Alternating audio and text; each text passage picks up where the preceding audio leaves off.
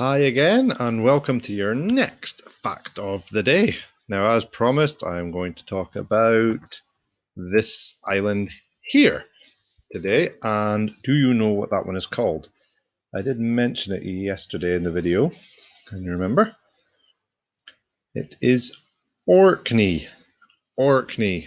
Now, this is an island I have been lucky enough to go to because my sister used to live there. So I went over on the ferry a few times to visit. Very, very nice. Just before we go into Orkney, though, can you remember what this one's called up here? Have a think. It's called Shetland. And these two, they used to belong to which country? Denmark, which is hiding over here somewhere.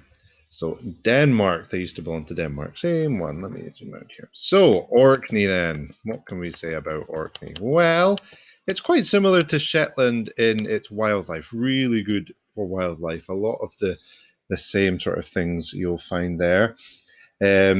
Lovely, lovely scenery, big high cliffs. You don't find too many trees. Again, same reason, all the wind just bombards the island, so the trees kind of struggle to grow there. There are about 70 islands, roughly, in Orkney, and only about 20 of them, though, are inhabited. Fancy word. Do you know what inhabited means? Inhabited. Have a think. Pause the video if you want to find out yourself. Okay, but the answer is basically whether people live there or not. So if an island is inhabited, usually that means there are people that are living there. So what do you think the word we could use for not being inhabited? What do you think word we could use for that? Have a think. The answer is uninhabited. Uninhabited, meaning nobody lives there. So, if there are 70 islands, say, and 20 of them are inhabited, how many are uninhabited? Pause the video, have a think. 70 islands, 20 inhabited. How many are uninhabited? The answer is 50. 70 take away 20 is 50. So most of the islands are uninhabited. Nobody lives on them. I'm sure a lot of people visit them, though, as well. There's quite a big town called Kirkwall. That's the main town, Kirkwall. And it's more than twice the size of Tain, so it's pretty big. I've got a picture to show you as well. In fact, let's just go straight into the picture, shall we? Look at that. That is lovely. So, so nice. Next one. Ooh, it's a bit slow. There we go. Now, big tall cliffs, and these cliffs are really, really good for lots of seabirds to nest on. Why do you think they would like to nest on these cliff faces here? Have a think. Well, one of the reasons is mainly to avoid lots of predators. Nice and safe out there. You're not going to get many animals. There are other birds that they need to watch out for that might predate them. But yeah, it's pretty safe out on those cliffs for them. Now, this big, tall rock here is actually called the Old Man of Hoy. And I've got a picture here I found. It's very popular to go and climb. You have to go out. Really difficult climb. You need ropes and helmets and harnesses and all sorts of safety gear. And what these people decided to do was something called walk the tightrope.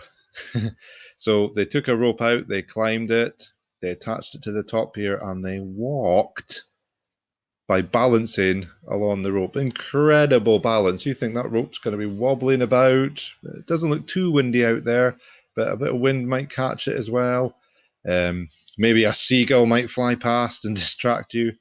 But if you look carefully, look down here, he's actually tied on to the main rope. So if he falls, that's going to hold him and catch him. So if he falls, he is not going to die. He will be fine. And it's a nice short piece of rope as well, so he'll be able to reach up and grab the rope and get back to land to safety. But quite amazing picture, I thought. So, yep, that is the Old Man of Hoy, very popular for climbing. Let's have a look at some other things about Orkney. It's got a very famous thing. Now, I remember learning about this in school. This is called Skara Brae. And I think it was a really windy time, and it actually, like, the wind revealed this all underneath the land. This is an old village, and it's about 5,000 years old. So people used to live in this little village, this little stone village, about 5,000 years ago. It's amazing, and you can walk around it, and you can actually see inside these old houses, like how they used to live. Obviously, the roof isn't there anymore. They would have had roofs, um, but yeah, just an amazing place. 5,000 years ago, they used to live there. Cool stuff. This is another thing. This is called the Ring of Brodgar. The Ring of Brodgar. Now, this is basically these massive standing stones in a big circle. Huge stones. So heavy. Experts have kind of guessed what they were for, maybe ceremonies or something like that, but nobody actually knows for sure why they put them here. These are about the same time as Skara Brae, so about 5,000 years ago. So you're talking, there was no engines, there was no diggers or tractors, there wasn't even electricity. There was nothing like that. So imagine it's just brute strength getting these into place and clever ways of using what you have, such as, I think one of the theories is they would have moved these stones by having logs underneath, so it would just roll on top of the logs. You push it along a bit, and then you put more logs underneath, and you just keep rolling it along. That or some sort of sled they might have built and pulled it along, with loads and loads of people pulling them. But amazing effort. So it must have been really important for them. It would have taken so long to build and so much work. So it must have been really important, but nobody really knows why. Quite mysterious, which is kind of cool. And lastly here, this is Kirkwall. So it's got a big port here, lots of cruise ships and that come into Kirkwall. So yeah, big town. Now, one last thing I want to show you and tell you about is Orkney is also famous for having the world's shortest flight. It's called a commercial flight, where you'd have passengers.